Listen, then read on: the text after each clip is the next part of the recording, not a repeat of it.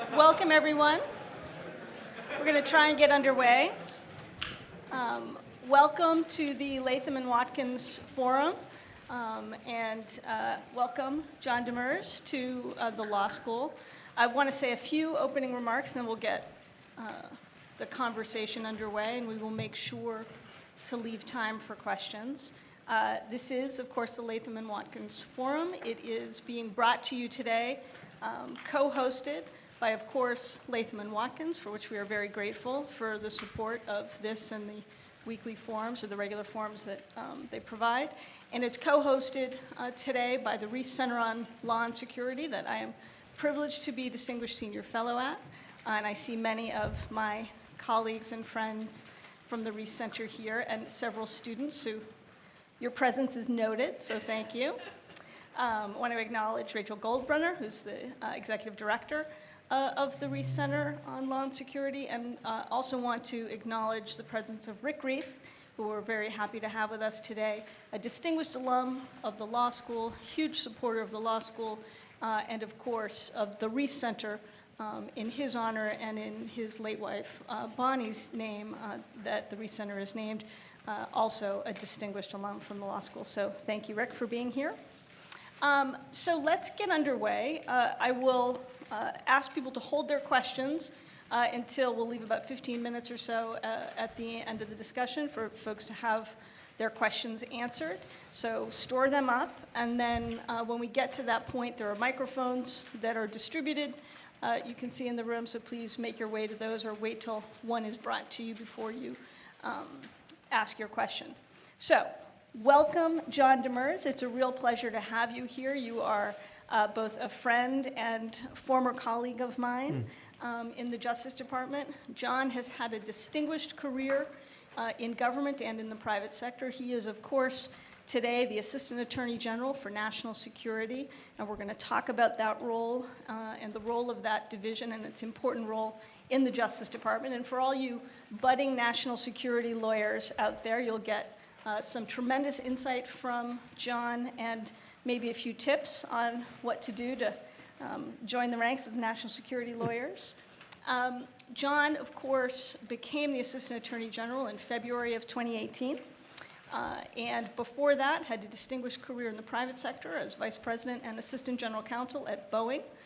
He's also worked in the private sector before that, but he, prior to his time in the private sector, was in the Justice Department and was part of the first leadership team of the National Security Division. We'll talk about this, but the National Security Division is, of course, the litigating division, the first litigating division, I think I'm right about this, that was created since World War II. I think I might be right in the Justice Department? Since the Civil Rights Division, I think, in the 50s.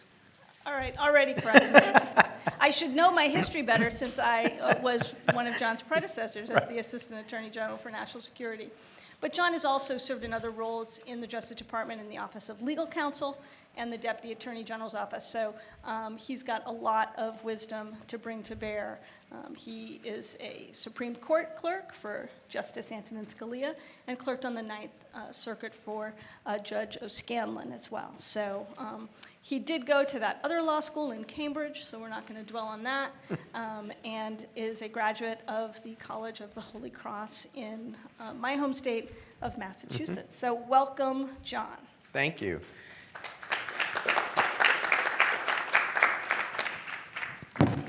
Maybe you should see how I do before they clap. But can I just say a couple words of thanks, Lisa, for you, obviously, for being here today and arranging this, for all the folks who sponsored this and the program and the school's focus on these critical issues of the day, and for all of you who are here sharing your lunchtime with me. I appreciate that. And I'm glad that I'm not standing between you and the food, so you'll be happier. A little known fact, Lisa, of my law career is that while I did go to school up at Harvard, my law career started here at NYU. This is the location of where I took my LSAT. Okay. Many years ago. So I was going to fault our researchers for not knowing that no you one started at knew NYU. that. I've never even said those words until now. So. Well, we're glad you're here under more cheery circumstances. Yes, I'm exactly. guessing. Okay. Well, it seemed to have worked out for you just fine. So let's start with a little bit of background, and let's start talking about the National Security Division. Look, we've got a really good crowd, people who are interested in national security law. You know, there was a time, I think, maybe when you and I were first coming out of law school, where a lunchtime discussion, whether lunch was served or not, about national security law might not have engendered a big crowd, right? And today, thanks to the Reese Center, thanks to Latham and Watkins, and thanks to so much other programming here, we are regularly doing important fora like this on national security and the law. And the National Security Division, as we talked about, is relatively young when it comes to occupying the space. Can you talk a little bit about its origins? You were present at the creation, as we talked about. And what is the mission of the division, and what are the priorities that you're bringing to bear today? Sure.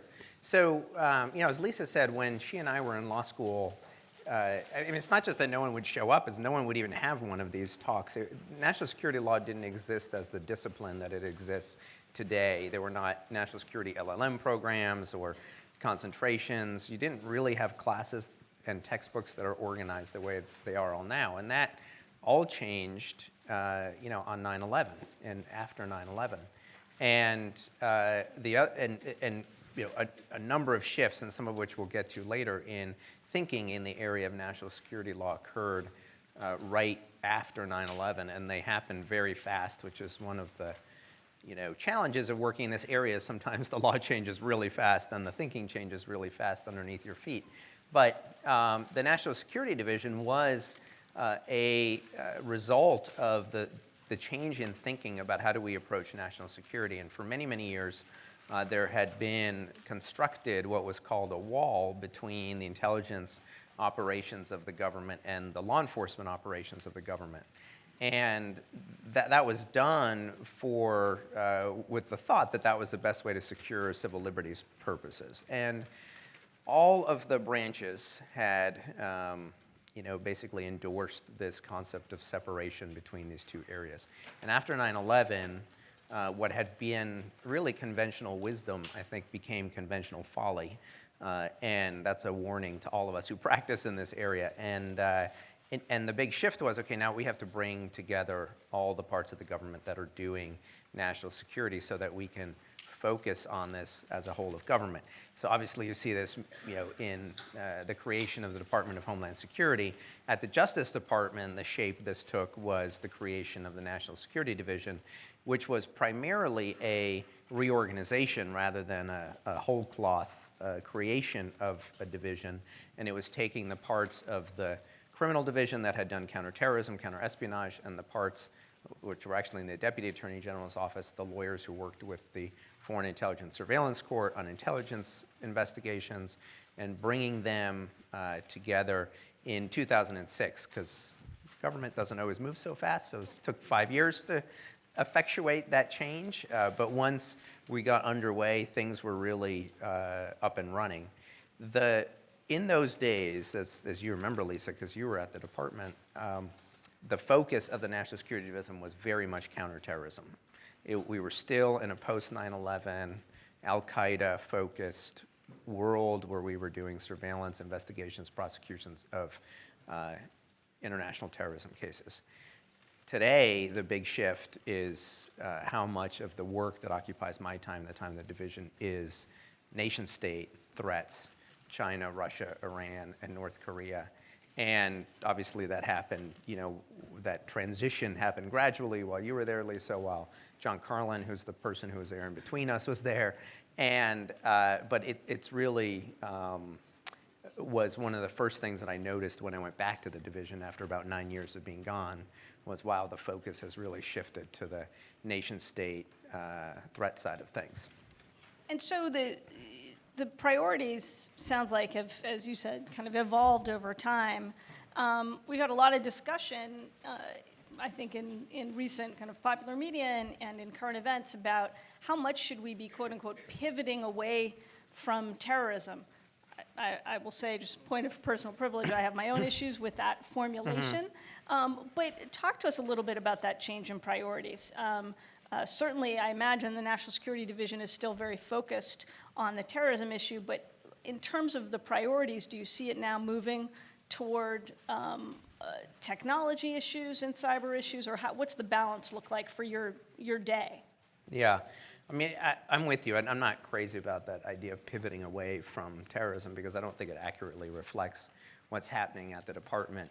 I think one of the big changes is that post-2001, and NSD was just one of the many different changes that the federal government made to the way it was confronting national security, but there were so many legal issues to work through when it came to terrorism surveillance, terrorism prosecutions, and the Patriot Act and the USA Freedom.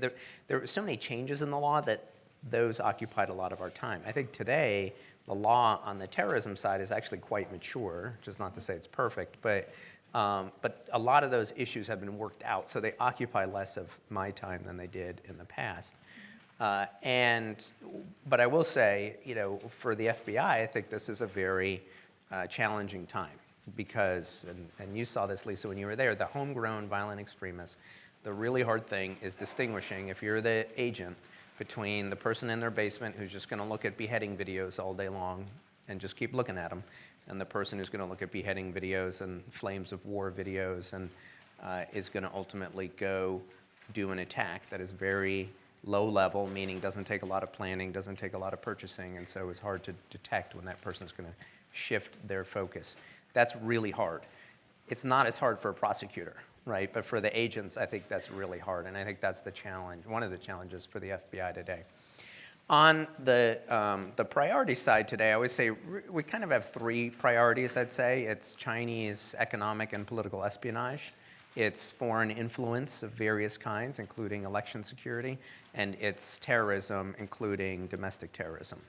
So that's how I think about what our day-to-day work is.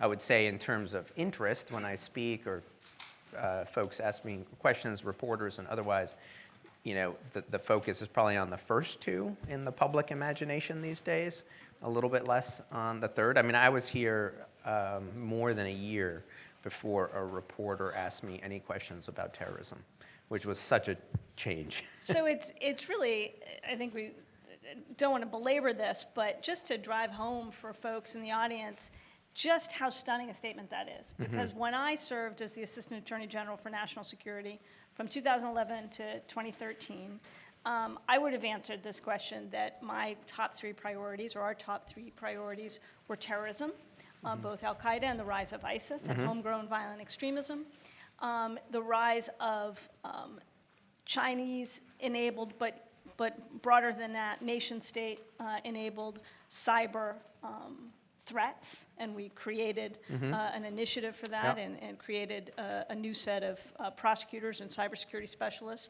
and then broadly foreign intelligence threats. So this shift that John described is really quite remarkable, quite real in a relatively short period of time. And I couldn't go a day in the job when I had your job without being bombarded by questions about the terror threat. Yep. So it really is a tremendous change. Yep, that's a big change. And that's the way it was when we started in 2006, for sure. But the lessons are the same. I mean, I think the lessons of the division, which is bringing all the tools we have to bear on whatever the problem is in working seamlessly between law enforcement and intelligence, in sort of mirroring the same changes the FBI made and how they work together on the investigative side. Those are all lessons that we use as much on the national security side today as we did on the terrorism side. So the philosophy and organizational construct of the division, I think, continues to pay these dividends. Last question on this in terms of the organizational structure, and to give students a sense of kind of what it's like to be a lawyer working in the National Security Division. Can you say a little bit about how that maybe is different than other lawyers working in quote-unquote main justice in terms of their kind of daily engagement with FBI agents and the intelligence community? Sure. So we are, meant to be really the voice, the representative of, the liaison between the Justice Department and the intelligence community. And unlike in say, the criminal division, the National Security Division has approval authority of a lot of the charges we bring, whether they're espionage charges, economic espionage, terrorism charges. And what I mean by that is, right, the way the Justice Department is structured, most of the lawyers are out in the field, right? They're in the 94 U.S. attorneys' offices around the country. There's one not very far away. There's another one in Brooklyn, et cetera. That's who's doing most of the investigations together with the local FBI field offices, and they're bringing charges, sometimes coordinating, sometimes not coordinating with Main Justice. So in the national security space, most of those charges have to come back to the National Security Division for approval. And that was set up very much on purpose to make sure that we were using our national security authorities consistently across the country and weren't putting any of them at risk by maybe in one place, in one case, taking a position that at the end of the day the court felt was very unreasonable and therefore hurting the use of that authority in a lot of other contexts. And that has continued over the years. So I think we work very closely together with the U.S. Attorney's offices on the cases that we bring. We work very closely with the intelligence community, and that's a big difference too from criminal cases because depending on what evidence we want to use in court, if that evidence either came from the intelligence community or the original tip came from the intelligence community or the case itself would hit on the equities of the intelligence community. I mean, it's, you're doing a case, you're investigating somebody, and then someone in the intelligence community raises their hand and said, well, we've been working with that person for many years, and please don't, spoil their cover. And so all of these things have to get ironed out. The use of information that's gathered through the Foreign Intelligence Surveillance Act applications all has to come through the division to make sure that the criminal cases that we bring are sort of properly taking into account the equities of the intelligence community, and we're not, disrupting their work for something that is relatively, less significant. And that's a very case-by-case decision that you have to make. So you talked about the National Security Division's priorities and the change over time, and you talked about nation-state threats. Mm-hmm. So let's talk about one of those that you have been very, very outspoken about and really have been leading the charge, as it were, something called the China Initiative. Mm-hmm. Can you tell us what that's about? What are those priorities, some of the successes you've had in that? Yeah, so I mean, the China Initiative focuses on Chinese espionage, primarily economic espionage and sort of related offenses, sanctions offenses, export controlled offenses, things like that. But it was born very much organically from the briefings that we got sort of on a 3 times a week. AG and me and the deputy AG would sit down with the FBI and they brief us on whatever the intelligence is of the day, as you remember, Lisa. And the happiest moment is when I realized this briefing was at 9:30 a.m. now, which boy, times have changed. was pretty sweet. It used to be I every remember day. It at much earlier hours. Well, I don't know when yours was. Well, mine evolved, but it was, first of all, it was every day. And when I was chief of staff for then a little-known Washington lawyer named Bob Mueller at the FBI, our first briefing started, I got to work at 6:30 because he got to work at like 6:40. And then we had our first briefing at 7, and then 7:30 was when we did our briefing with the Attorney General and the intelligence community. Yes, Yeah. That's what I feared, but I can't tell you how happy I was. I was actually preparing for my confirmation hearings and being briefed at the department, and somebody just offhand mentioned that these briefings were only 3 days a week and at 9:30, and I was overjoyed. I was like, nothing that happens at this hearing is going to mess up the joy I feel over this change. So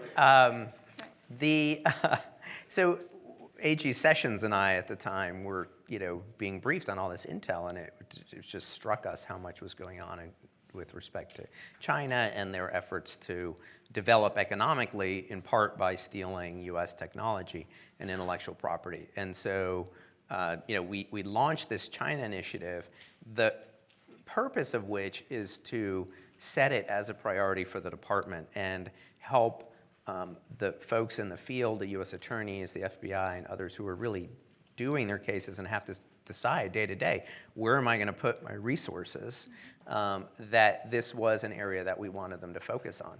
And it's an area, this is not a numbers game when it comes to economic espionage. So this isn't, immigration crime or drug crime or gun crime, where you can go as a U.S. attorney at the end of the year, you say, oh, look at the 100 and whatever prosecutions that we did. This is, an area where if you do 1, that's a good year. If you do 2, that's an extraordinary year. And if you do 0, that's not that surprising. But these cases are difficult. They take a lot of time. You're working with the intelligence community. You're working with the FBI. You're working with the private sector, which is something we talk about too, and trying to encourage them to come forward. And it's difficult to build a case and to bring it, but they are, I think, high impact cases ultimately. So that's what we were trying to signal when we set up this initiative. And it's the area I would say that, in terms of resourcing within NSD, to the extent, we'll see how the budget does, I guess, but, where we're adding positions, it's in this area, broadly speaking, not just China, but broadly speaking of nation state threats. So let's dive into kind of one of these cases, kind of emblematically. Like you talked about working with the private sector. So who are the victims of the types of cases that you've been able to bring in the China initiative? So the victim, there's sort of layers of victims. The ultimate victim very often is the person who loses their job because the company lost a part of the market or the company went under and no longer can, support that job. And I can run through sort of some cases to show that. The other victim is, of course, the company itself, which is spending the money to develop and protect the intellectual property. And it's the companies with which we are generally working. Most of these cases are brought from tips from the company to us. The company noticing that either, an insider has been stealing something, or maybe they just suspect that this person has, or there's been a cyber intrusion, to your cyber point. Cyber is sort of, I didn't mention it separately as a priority, but it's woven through all of our priorities, but especially this one, and foreign influence. So that's generally who's coming forward, and then we're working with them to undertake the investigation. Very often when a company comes forward, they don't really know who's behind it. They just know that some IP has been stolen or their system's been compromised, or some workers run away with something, and employees run away with something. And the FBI will help them do the investigation to, figure out who's behind it. And sometimes what looks like, an ordinary criminal case ends up being, a nation state espionage case. Wasn't necessarily apparent at the outset that was going on. So the whole, just to maybe go through one of these cases, the Micron case. So Micron is a U.S. Computer memory chip maker. One of the products they make is DRAM, which is a pretty ubiquitous, not particularly sophisticated memory chip, but it's in almost every product, right? Big market. They control about 20% of the global market for this. The Chinese don't make this kind of chip. They import all of their chips for their electronics. That's something that several years ago they got tired of, right? So at the highest levels, and it is an authoritarian country, so decisions get made up here and they flow down. The highest levels, they decide, okay, we are going to have domestic production capacity for this kind of memory chip. And we're going to invest, and they invest $5 to $6 billion to set up Fujian Jinhua, the Chinese chip maker, build the factory itself, set up the company. And they get to that stage, and that factory is built in China right now, and they realize... That all seems fine. That's totally fine. Right, okay. Then they get to the part where they realize, wait a minute, we don't have the intellectual property to make the chip that we built this whole factory to make. Obviously, it didn't occur to them after all this, but that was the missing piece. And so they set about to steal it, and the way they stole it was by luring 3 employees from a Micron subsidiary in Taiwan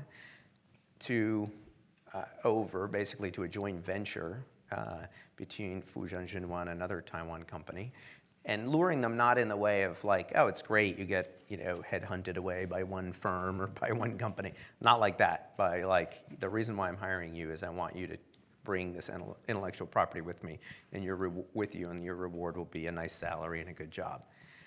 So they did that. Micron noticed that, fortunately, came to the FBI and came, pretty early, really worked well with the FBI to figure out what had happened. And the end result of that was an investigation in which ultimately the individuals were charged, both here and in Taiwan, and that case is ongoing. So these are all allegations. And the company was Note charged. to budding lawyers in the room, you always want to insert that allegations point. Correct. Yeah. Yes.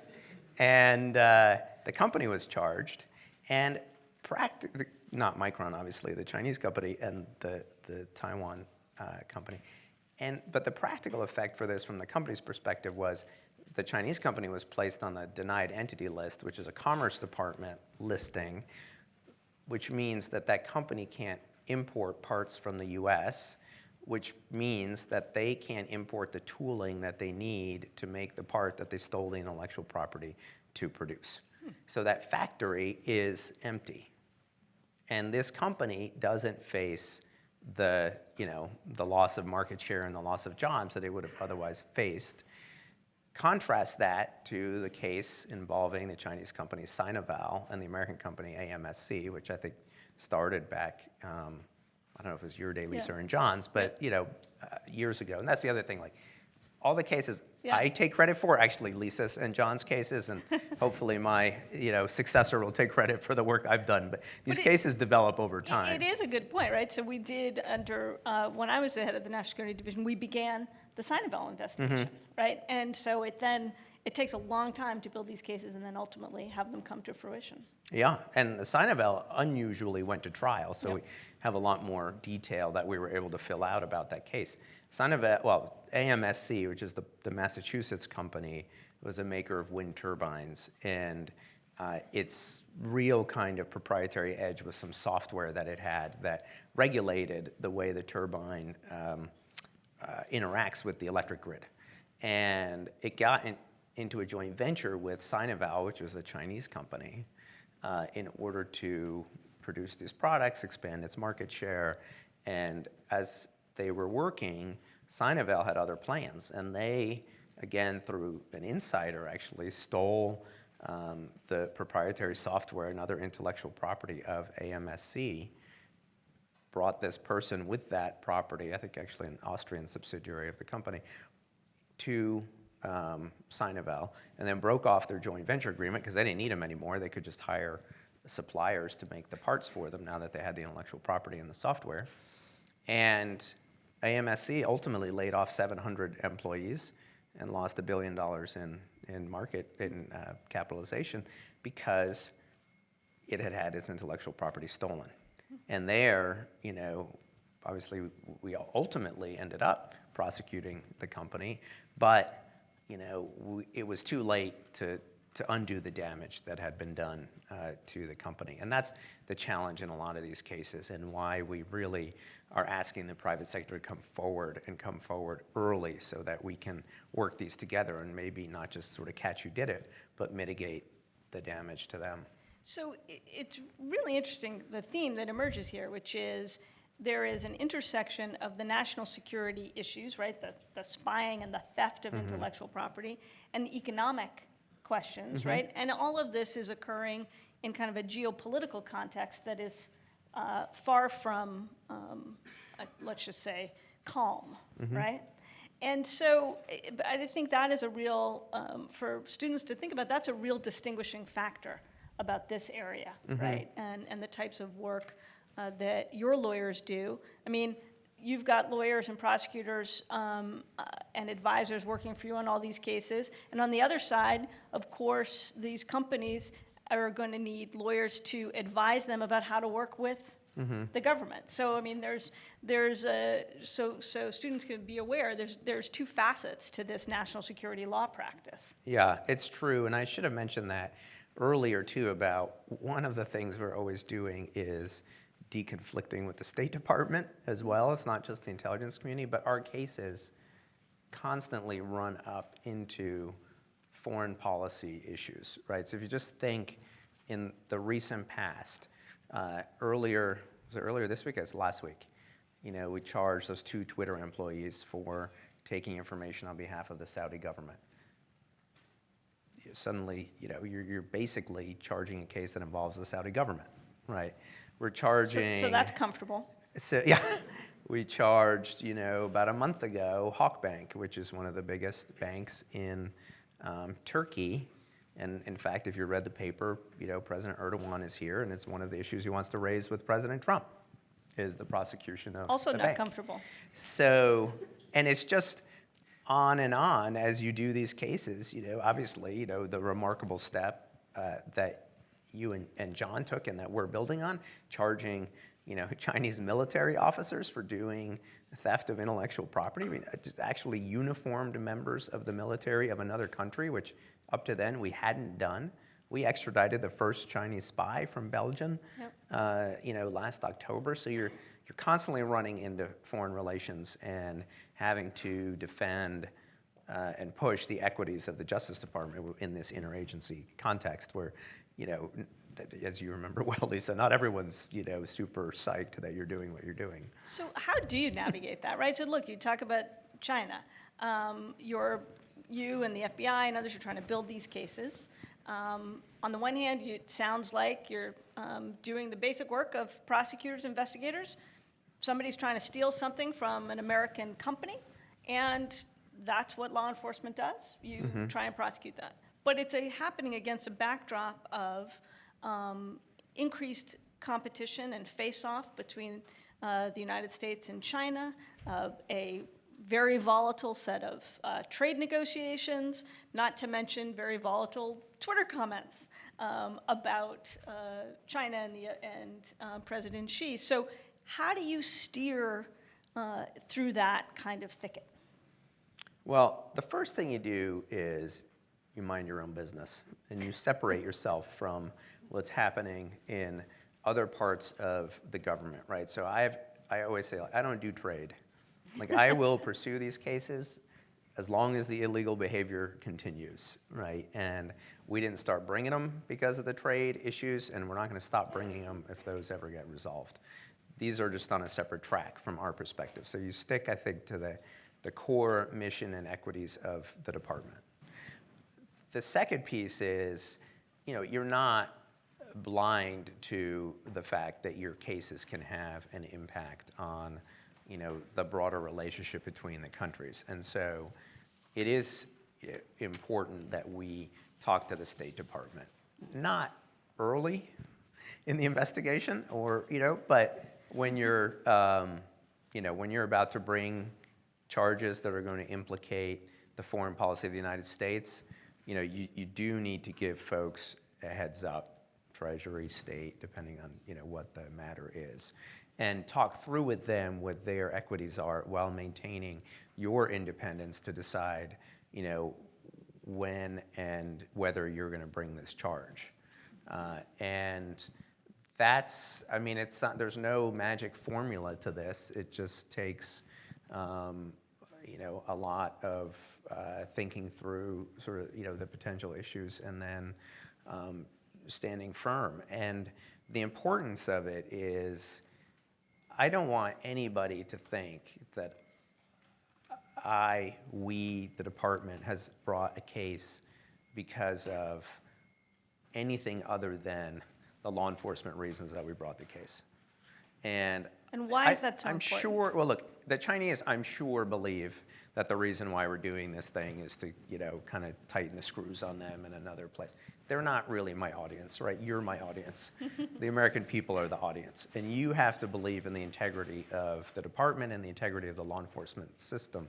And if you ever thought that we brought a case for a reason other than the law enforcement reasons we bring cases, just the American people's trust in the system itself would be damaged, and it would be very hard to earn that trust back. And so that's why I try to stay away from areas like trade, which are really not our bailiwick anyway. and we just have to keep pressing ahead on these cases. So you talked about the importance of giving a heads up to the State Department and coordinating with the Treasury Department on something like an indictment or an announcement or a law enforcement action that may impact foreign policy issues. What do you do with regard to the White House? And I say this as somebody who obviously sat in your job and also had to think about at what point do you give the White House a heads up? And I will say, people may think, oh, well, why would you do that? I've heard that the Justice Department and the White House are supposed to be completely separate. The types of issues you're talking about, ones that impact foreign policy, can you talk about when, in your view, it's appropriate to involve the White House? Yeah, and by the White House, we generally, for these cases, we mean the National Security Council, which is the organizational construct that brings together all the different agencies in the government that work on national security issues. So there's sort of a standing organization, both of staffers in the department, in the White House, who work ultimately for the National Security Advisor, and of representatives to the National Security Council on policy issues, like me and Lisa certainly did, just on whatever the policy issues of the moment are, we all come together. That's our contact to the White House. But for even more specifically, for us, it's always the lawyers in, specifically, the National Security Council legal advisor, and who's a lawyer in the White House counsel's office. So we maintain the separation you're talking about by going lawyer to lawyer, again, so we're not mixing policy and case, but by appropriately giving them a heads up so that they're not caught off guard. If the president's going to a meeting with the leader of a country, and then all of a sudden you charge that country with some crime on the same day or the day before, that's something the president ought to have a heads up about. And not just a heads up, but any recent examples come to mind?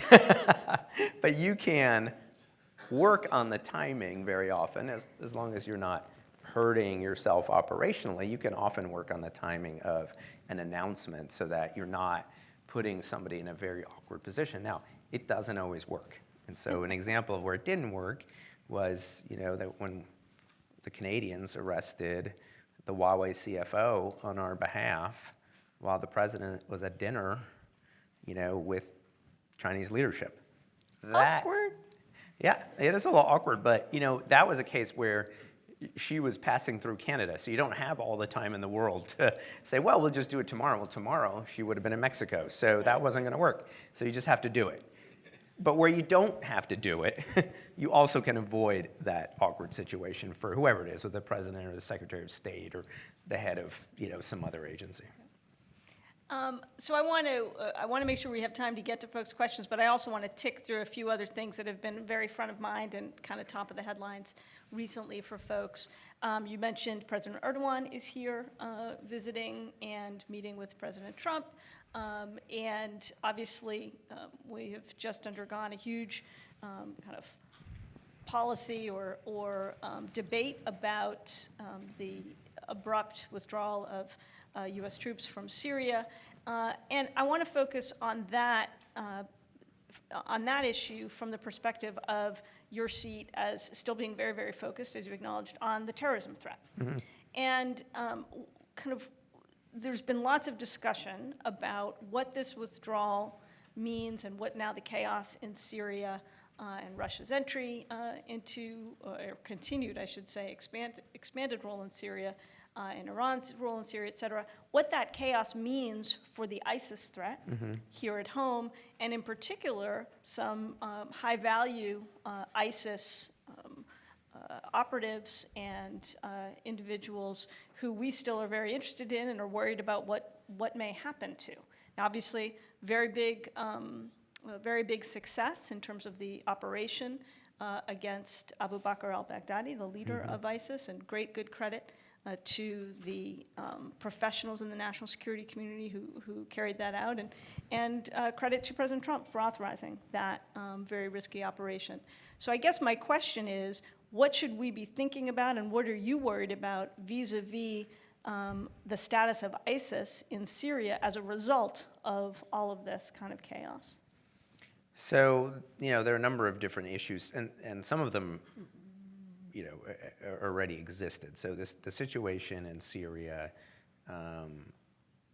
since sort of the end of the ISIS caliphate as a geographic expression, was, that we had all these all these fighters, ex-ISIS or ISIS fighters, in prisons run by the SDF, right? And It's the Kurdish militia the with whom we were Kurdish working militias with. who were Yeah. allied with us. That was always tenuous and not a long-term solution. And a lot of work has gone into trying to work with our European partners on this to repatriate a lot of their folks. We've actually repatriated a number of them, but for several different reasons. Our numbers are much lower. One reason was, the work that the National Security Division prosecutors did in arresting so many folks who wanted to go over for attempted material support of ISIS. So that was always sort of going to be unstable. And that's the population that we're have an eye on most closely and seeing what's happening to those prisons. The other concern is if you do start to see ISIS grow again just geographically, are more people from here or from Europe or elsewhere interested in going there again? The number of traveler cases, so these are people who are here who want to go and help ISIS. They watched the Flames of War video and they were going to go and they were going to help ISIS establish its caliphate. That kind of, which was a 2015, 2016 phenomenon, sort of the height of it, that's really dropped down. We still have these occasional cases, and my question is always, where are you going? It's like, now if there's a place to go, maybe they have an answer. So will more people want to go? The other thing is, will there be people, whether they're in those prisons or elsewhere, who will leave that area and go? Now, there probably the Europeans are the most vulnerable in the first instance, and there are other areas in the world that they'd come, I think, before they came here, but that's worth keeping an eye on. And then we still have the question of what do you do with the folks who are there? And what will happen to them? Any people who are American who we have charges against and we can actually get, we have brought back to the U.S. We'll continue to do that. But that's not, that's a tiny percentage of the total population. So some have called for bringing some of those individuals, including some high-profile terrorists. I'm thinking now of the so-called Beatles, right? Mm-hmm. These are the members of ISIS, a part of a British citizens or dual citizens who have been held in Syria and were responsible for the brutal slaying of James Foley, amongst other reporters and aid workers who died so brutally and were murdered so brutally by ISIS in the summer of 2014. So I guess one question is the Justice Department going to bring those individuals here to face justice? I know some on the Hill have called for those individuals to go to Guantanamo. Where does that stand? So where it stands is that we have asked the British for the evidence. These are originally British citizens who were stripped of their British citizenship by the UK, but we've asked the British for their evidence to use potentially in a criminal proceeding here in the US. That is kind of stuck in the UK legal system as a result of basically challenges to whether they can share the information without asking us to tell them that we won't seek the death penalty, which we were not willing to do, and they were willing to share the evidence without that assurance. So that's going on in litigation, and I'm hopeful that by the end of the year we'll have an answer on that litigation, and we'll see if we can get the evidence from the British. We are firmly committed to bringing those folks to justice and seeing that they're tried for their crimes. I think we'll have to see how that proceeding goes, and a couple of other things. I think as the president himself stated, they are now in U.S. DOD custody in the Middle East, and that's because we didn't want them to escape once the Turks were invading Syria, that northern part of Syria. So that shows, I think, our commitment to want to make sure that these two people really do face justice. Okay. Before we leave the terrorism issue, two other questions. One, we finally have seen a trial date get set in the 9/11. I mean, it's kind of stunning that we sit here now, 18 years after that horrible day, and so close to the scene of the horror at the World Trade Center, and yet we still have not seen justice meted out in that case. But we now have a trial date in Guantanamo for Khalid Sheikh Mohammed and other 9/11 defendants. That was something that the National Security Division, when I was privileged to lead it, was working on. Will National Security Division prosecutors continue to be part of that case in the military so we commissions? still are. I think probably some of the same folks have been working on it. They know that case inside and out. The trial date is January of 2021. I couldn't even, when I read the order, and it said, in the interest of expeditious justice, the trial date is January 2021. I thought it was like, you got to be kidding me. Right. But that's where we are right now, and the National Security Division continues to work on those cases together with the lawyers in the Defense Department who work on these cases, and it's, honestly, the most frustrating single issue of this job that is emotionally painful for me is the thought that they still have not been tried. I share that view. And when you think about what the victims and the families have gone through waiting for justice in that case, it's horrible. Last issue on the terrorism front, we've talked about ISIS, we've talked about 9/11 defendants, but the FBI has said, and you can look at the numbers on this, the greatest lethality when it comes to terrorism in the last several years, and certainly in this country since 9/11, has come from so-called domestic terrorism, and in particular, white supremacist violence, I believe is what the FBI has testified to. So what's your view of the domestic terrorism threat, and what is the National Security Division doing on that score? So I think, in the last 2 weeks, there have been 2 domestic terrorism cases charged. One was just yesterday, which probably wouldn't even hit anyone's radar. It was a member of the Adam Wafa who was arrested in Northern Virginia for basically on gun and drug charges. We'll come back to that. And then the other one was a week or 2 ago, the fellow in Denver who was plotting to blow up the synagogue. Both of those, I think, reflect a changed approach to domestic terrorism and way of talking about domestic terrorism. Without any sort of changes in the legal landscape, right? There's no crime of domestic terrorism as a crime. There are plenty of crimes folks commit while they're doing domestic terrorism, but there's no separate charge of domestic terrorism. That's unlike the material support for international terrorism. Material support would not be the way to approach domestic terrorism because you really run into all sorts of First Amendment issues. But putting that sort of whether you need a statute aside, I think there are a lot of changes that the department has made, whether it's at the FBI or in National Security Division, to try to address some of the concerns that people have expressed. One thing is that it seems so basic, but I think was missing was that people were very hesitant to use the words domestic terrorism when we charge these cases. So you'd say, well, that was a hate crimes case, or that was a gun crime case, or that was, whatever it was, an assault case. But even just saying domestic terrorism, using that in our press releases, using it when we talk about these cases, in order that folks understand, and the prosecutors get this, like for them, like the violent act is a violent act, and it really doesn't matter, whether you're international terrorist or domestic terrorism.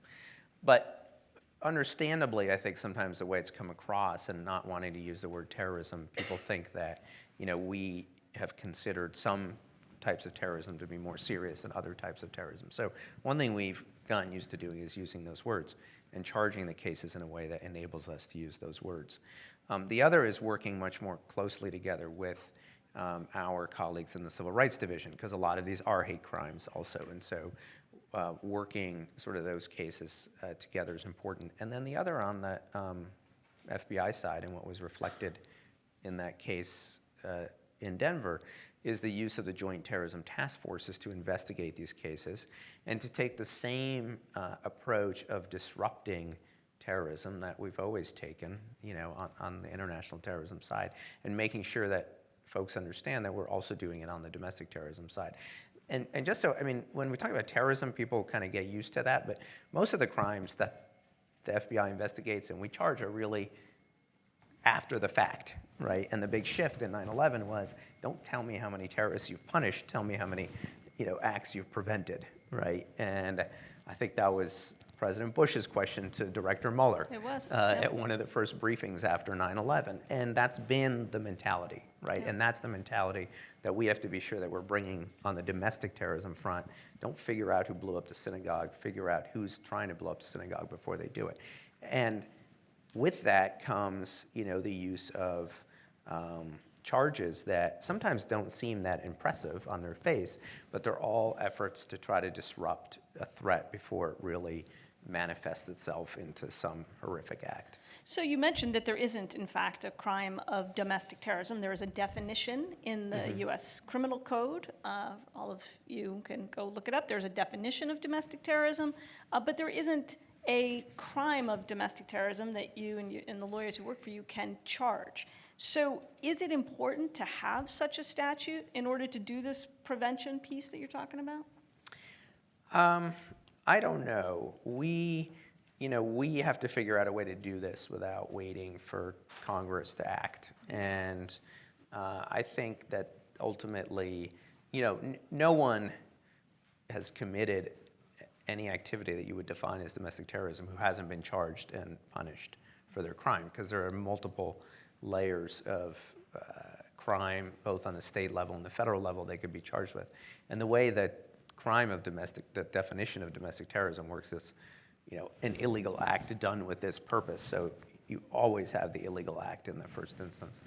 And that's, what we're focused on. It's a very tough time to, get legislation passed on the Hill. So we need to focus on using what we've got. That's an understatement, and it's a segue to my last question before we open it up to the audience. I think it's lost on nobody that today we're having this conversation while impeachment hearings have begun publicly on the Hill. And you stay out of the political fray, and so I'm not going to get into impeachment with you. The question I have is, I think you and I share the view that the National Security Division should stay out of that fray for all the good reasons that you mentioned. So, but nevertheless, we are in a world, in an environment, particularly in the recent few years, where the Justice Department and the FBI have, I think, in many respects unwittingly gotten into that fray or been put in the crosshairs. So how do you navigate that, and how do you keep, and I guess the question is, what's the impact on the National Security Division and the FBI with whom you work so closely and have to work so closely? Well, our work remains the work that we have to do, and I don't know in any measurable way that there's been an impact on the work of the division. It is a division that, there's been 6 people who have had this job, and all 6 of us know each other. All 6 of us, I think, are essentially of the same generation, which is sort of this post 9/11 generation of people kind of got into national security work for the first time at that time. And, we've all kept the National Security Division away from politics. And the nice thing about that is, as I said, every day I feel like I'm building on Lisa's work or John's work, and they, in turn, were building on, Ken Wainstein's work and other people's work who set up this division. And so we're always moving in the same direction, because if we're going to confront these national security issues, we can't be swinging wildly back and forth. in terms of, are people affected? Look, for the folks who do FISA applications as their life and don't even talk to each other about the targets of the FISA applications because it's so sensitive and secret, to see the names of FISA targets in the newspaper is, it affects you, right? It's a little bit of a surprise. And what's interesting about it is for, the however many lawyers in that section who worked on the Carter Page FISA and knew it, nobody else did. Yeah. So they're reading the news. I mean, you think, oh, well, you worked in that. Doesn't matter. Like, they don't talk about these things. So you're reading the news if you work there just the same as anyone else is reading the news. And you're seeing it filtered through different lenses and, come out piecemeal, and you're wondering what's going on the same way everybody's wondering what's going on. And I think that is something, that I try to work on just from a management perspective and just be open and transparent with folks on a management perspective so that they're not overly concerned about, what's going on. But that I think has been the primary effect of, the recent sort of controversies around these issues. I'll note the irony that I think it's unusual not to have to define FISA for an audience. Wasn't always thus, right? Yeah, now everyone's an expert on probable cause under FISA. So let's give you guys a chance to ask some questions in the time remaining. Please wait for the microphone to get to you before you make your ask your question, and please do make it in fact a question. Thank you very much. Yeah. Thank you. Hi. I have a question regarding companies' fear of retaliation. Prior to joining NYU, I worked at the European Union on trade and investment matters, and the problem that we faced there was that companies that are already operating in China do not want to come forward because they know that as soon as they do that, China will kick them out of the country.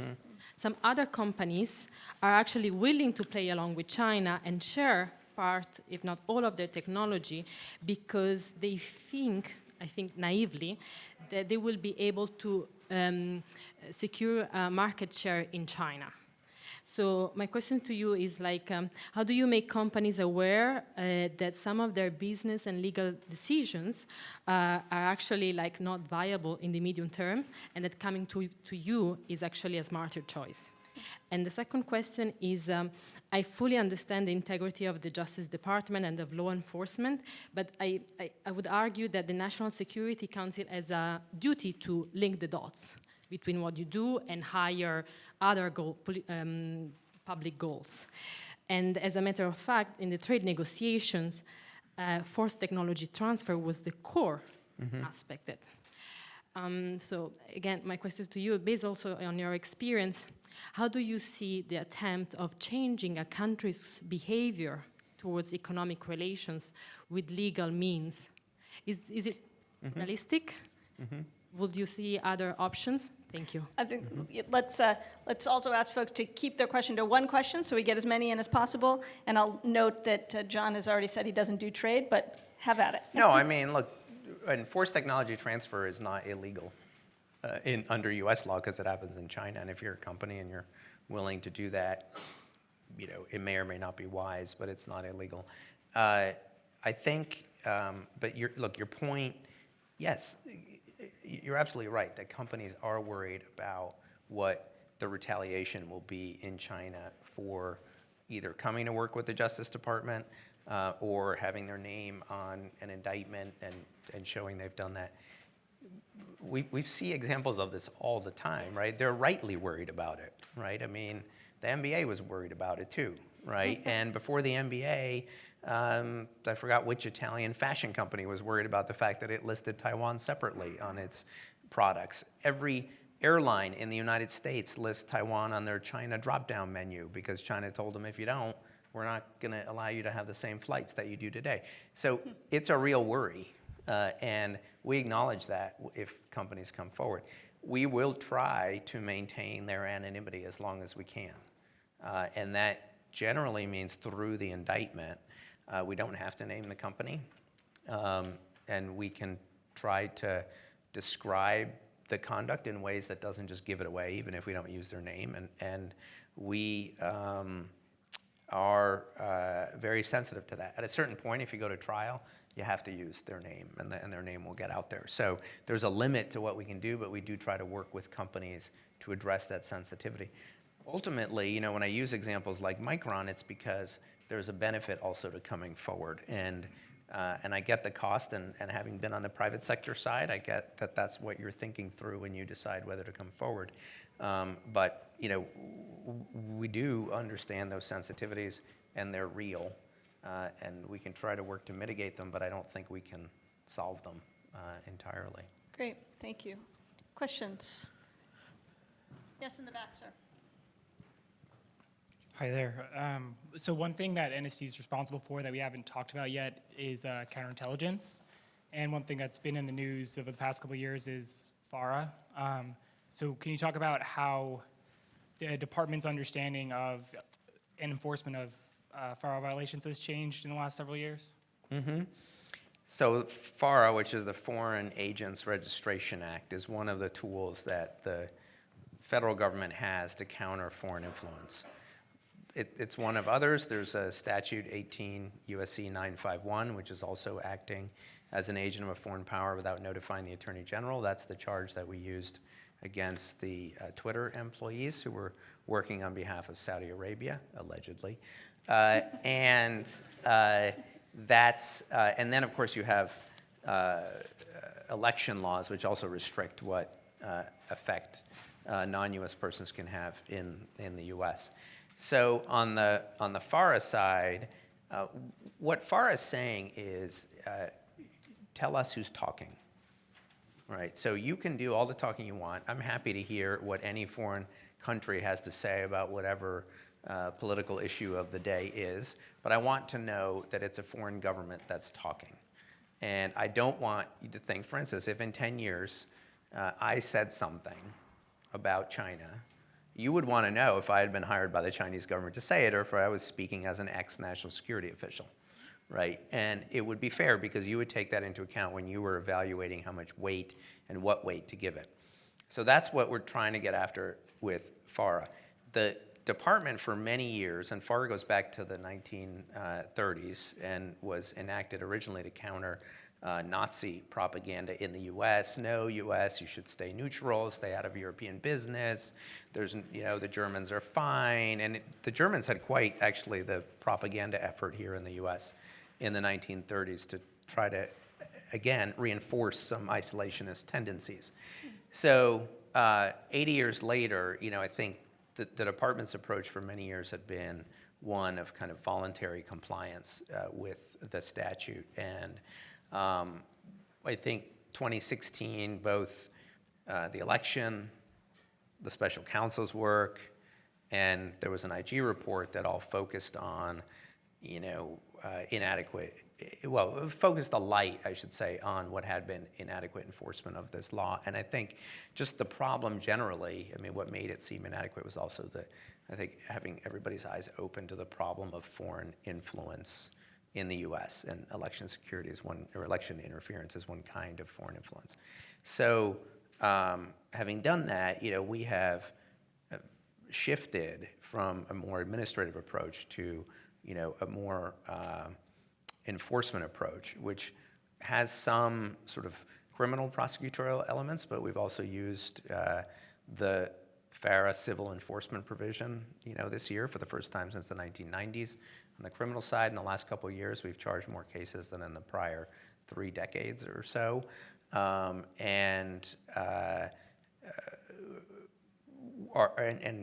other administrative tools like inspections and things like that.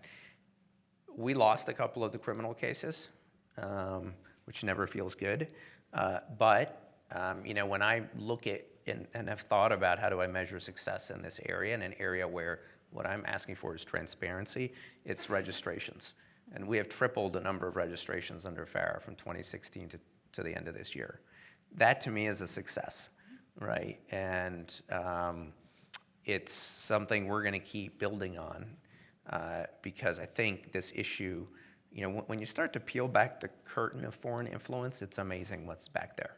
And it's not a surprise. The U.S. has an outsized influence in the world. And so if you're a country, you're going to want to influence what the U.S. is influencing. So it's not a surprise that there would be influence operations. But again, what we're asking is that they be done overtly so that the American people and the American government can evaluate what's being said on the merits. So we've got time for one more quick question and one more quick answer.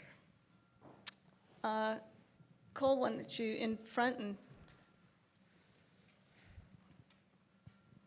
Thank you for being here. Just picking up on that last question where you ended up, you mentioned that there were 3 work streams for the NSD right now. There's terrorism, there's China, and now there's also foreign influence operations. You mentioned FARA. Could you also talk about some of the other tools that the department, specifically NSD, has to combat this, and whether that's adequate, whether other parts of the government need to be involved in responses as well?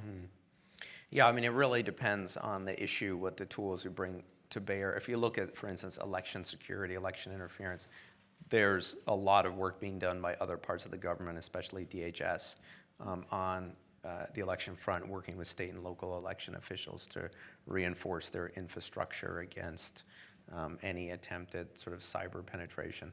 On our end, we have the basic statutes I talked about, FARA, 18 U.S.C. 951, and then the election campaign laws. There was a case maybe 3 weeks ago involving Sri Lanka in which you saw sort of a hybrid case of where a variety of these charges were used. Somebody who was an Obama supporter, and then when the President Trump won, he became a Trump supporter, but at the end of the day seemed like he was up to all these other things as well. And so here's someone who was using both allegedly violating federal election campaign laws, and also at the same time doing, FARA work without having registered. So what tools we use will depend on, obviously the conduct that's at issue, and in some areas, as I said, the other agents will have a lot to say. So before we break off, I want to just leave you with, if I could, 2 lessons, since you're I love it. mostly law school students. Good. From my own day when I was you, and I was you, as hard it is to believe when you see this aging dude up here. But dude. it's, one is, Lisa and I think, Lisa, you were on the Enron task force, is kind of how you cut your teeth in the prosecutorial world. So, white collar fraud, basically. I was, I was in private practice up in Boston when 9/11 hit. This world didn't exist. Just be open to everything that your career will hold. You don't have to figure it out right now, right? Hear, hear. I am doing work that I never in a million years would have guessed that I was doing. If I couldn't have, this division didn't even exist. It wouldn't have even been something my eyes came across on the internet to the extent that it Which also existed didn't back exist. then. Yeah, exactly. So keep your eye open to all that. And the second thing is, because I run into people who I went to law school with all the time in my job, and I'm sure Lisa does as well, do not be a jackass in law school. Yes. Because that's the way you will be remembered 30 years later when you run into somebody at the Justice Department or somewhere else. So those are my law school lessons of the day. Very good lessons, and a very good note to end on. Thank you so much for being here, John. Thanks to Latham & Watkins and the Reese Center. You've given us a lot to think about. Thank you. Thank you.